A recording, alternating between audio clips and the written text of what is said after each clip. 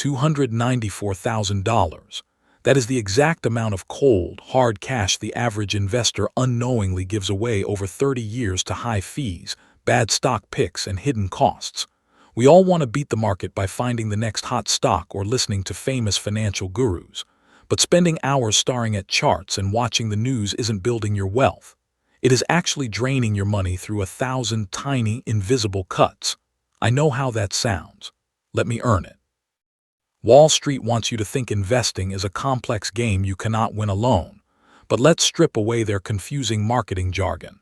An index fund is not just a boring retirement basket. It is a self-cleansing, zero-maintenance wealth engine that guarantees you capture the growth of the world's best companies without paying a greedy middleman. The cold truth is that picking individual stocks to get rich is a massive statistical anomaly. Most people who try it simply lose money. By the end of this video, you will have the exact mathematical proof you need to check your own account and see exactly how much cash you are leaking right now. To see how this works, let us look at two 25-year-old software engineers named Jake and Brian. Both earn exactly $120,000 a year, and both are starting their investing journeys with $20,000 in cash. Jake is what we call the active customizer. He is highly driven, watches financial news every single day, and spends his free time searching for the next big thing. He uses his cash to build a high-risk portfolio of 15 individual tech, artificial intelligence, and fast-growing company stocks.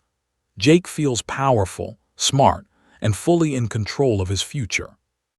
Then there is Brian, the passive automator. Brian does not care about picking winners or watching chart lines move. Instead, he sets up a single, automatic monthly transfer that puts his money directly into a broad market index fund that tracks the entire stock market. Once that is done, Brian simply closes the app on his phone and goes about his day.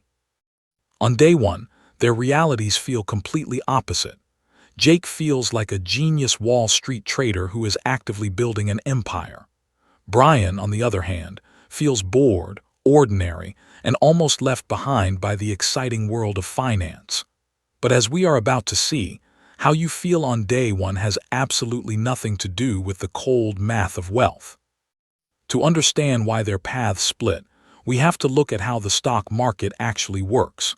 Think of it not as an exciting casino where you try to guess the future, but as a giant, endless conveyor belt. This belt is powered by the combined earnings of the biggest companies in the world. When Jake buys individual stocks, he is trying to jump from one moving tile on the belt to another. Every single time he jumps to a new stock, he pays an invisible fee and a tax. If he times the jump perfectly, he wins, but if he slips, he loses a massive amount of progress. An index fund is entirely different. Buying an index fund is like strapping yourself securely to the entire conveyor belt. You do not need to jump, and you do not need to guess which tile is moving fastest. You simply move forward as the entire economy grows. Jake's big mistake is not a lack of discipline or hard work. His mistake is failing to see how the system is built. The truth is that individual companies are designed to eventually slow down, fail, and decay. Think of giant companies from 30 years ago that do not even exist today. When you buy single stocks, you are trapped with those losers. But a market index uses a clever mathematical trick.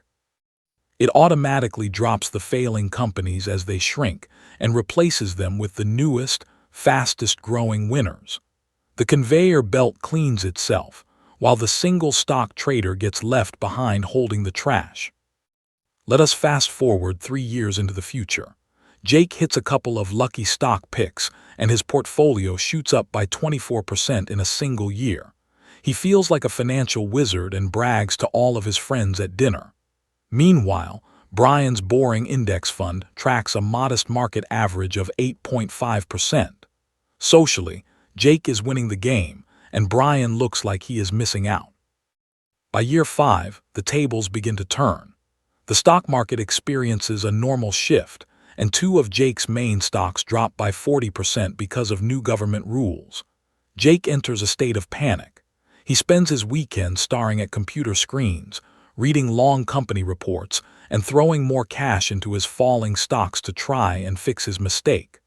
Brian's index fund drops during this time too, because the whole market is down.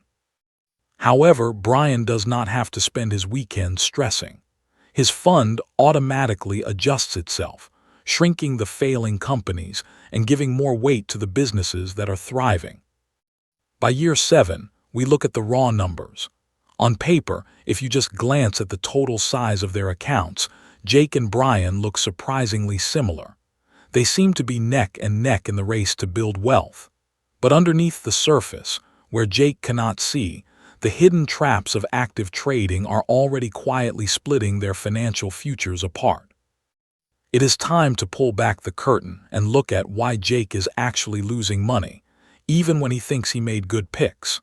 Financial influencers online love to show big profits on a napkin, but they completely ignore the invisible trap called the friction tax. First, every time Jake buys or sells a stock, he loses money to small trading gaps and hidden transaction costs. These micro costs seem tiny, but they add up to a heavy burden over time. Second, we must look at the value of Jake's time.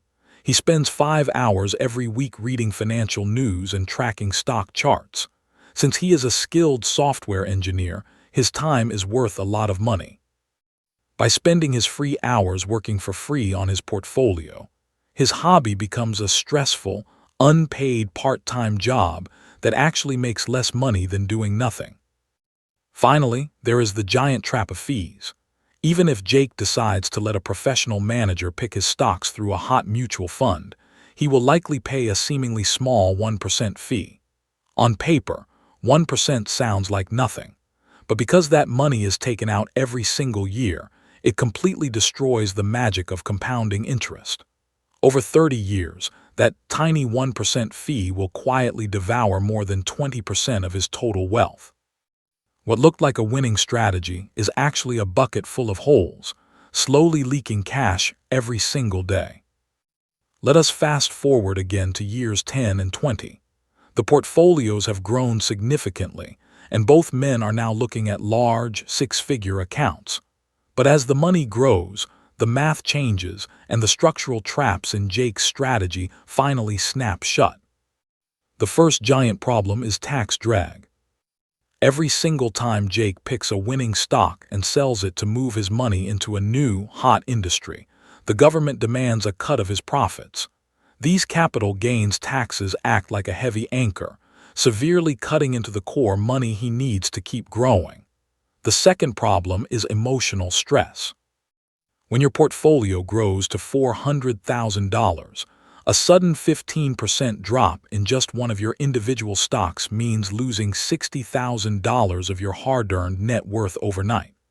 Watching that much money vanish causes Jake to panic, and he makes the ultimate mistake, selling his stocks at the very bottom of the crash. Meanwhile, Brian enjoys a massive passive advantage. His index fund triggers zero capital gains taxes because he never sells his shares. The hundreds of companies inside his fund pay out regular dividends, and those dividends are automatically used to buy more shares. Brian's wealth scales up completely on autopilot, with absolutely zero added tax drag, zero extra fees, and zero stressful nights spent worrying about his portfolio. While Jake fights a losing battle against taxes and his own fear, Brian simply lets the math do the heavy lifting. To understand how powerful this mathematical rule is, we have to look past normal everyday investors and see how the richest institutions on earth handle their money. Think about the absolute largest pools of wealth on the planet, like the famous Norwegian Sovereign Wealth Fund, which holds over $1.6 trillion. Many people assume these giant institutional titans have top-secret strategies, supercomputers, and special access to hidden deals that normal people can never touch. But the reality is much simpler. They do not spend their time trying to guess when the market will crash, and they do not try to find the next single hot stock to make them rich overnight. Instead, they essentially buy a piece of the entire world's productive output. They place their money into massive structures that look and act exactly like index funds. This proves that the absolute wealthiest players in the global economy are not using a different kind of math than you and me. They are not playing a different game. They are simply using the exact same frictionless conveyor belt engine that Brian uses, just with 9 extra zeros attached to their account balance. They know that trying to beat the market is a fool's game. If the smartest, largest financial institutions on the planet choose to passively own the whole market rather than pick individual stocks, it makes no sense for the average investor to try and do the opposite. Now that we know how the math works, let us throw away vague advice and look at a clear, step-by-step blueprint for your money. This is the exact order of operations you should follow for every single dollar you earn moving forward. At the very bottom, Tier 1 is your emergency fund cash buffer. Before you ever invest a single penny in the stock market, you must save 3 to 6 months of living expenses. Keep this cash in a safe, high-yield account where it can grow slightly but can never be risked or lost in a market crash. Once that safety net is built, you move to Tier 2, which is the frictionless match. If your job offers a retirement plan like a 401k with a company match, you must put in just enough money to get the full match. This is a 100% immediate, risk-free return on your money that you should never walk away from. Next is Tier 3, the low-cost index core. This is where the bulk of your wealth building happens.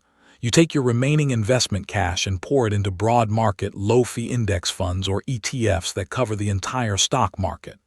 This is your main wealth engine. Finally, if you still want the excitement of trading, you have Tier 4, the speculative cap. You can take a maximum of 5% of your total net worth and use it to buy individual stocks, crypto, or trendy investments. But you must treat this money purely as entertainment, like a trip to the movies, and never rely on it for your real wealth generation. Let us finally bring our experiment to the finish line and look at the scoreboard when Jake and Brian turned 55 years old. After 30 long years of building wealth, the final numbers are officially in, and the difference is staggering. Because of constant tax drag, high fee leakage, and emotional trading errors, Jake finishes his career with a net worth of $1.1 million. It is a decent amount of money, but it pales in comparison to his friend. Brian, using the boring, fully automated index strategy, finishes with a massive $2.4 million. That is a gap of over $1 million between two people who started with the exact same salary and the exact same savings. When you look at this final score, you must realize that Brian did not win because he was smarter than Jake. He did not win because he got lucky on a hot tip, and he did not win because he worked harder at his job. He won simply because he refused to pay the heavy friction tax to Wall Street. He let his money grow without the system constantly stealing a slice of his pie. Tonight, it is your turn to act. Sit down, open up your accounts, and calculate your current portfolio's average expense ratio and tax leakage. You need to look at the hard numbers and ask yourself one vital question. Are you investing your hard-earned money in global human productivity, or are you just funding someone else's luxury yacht?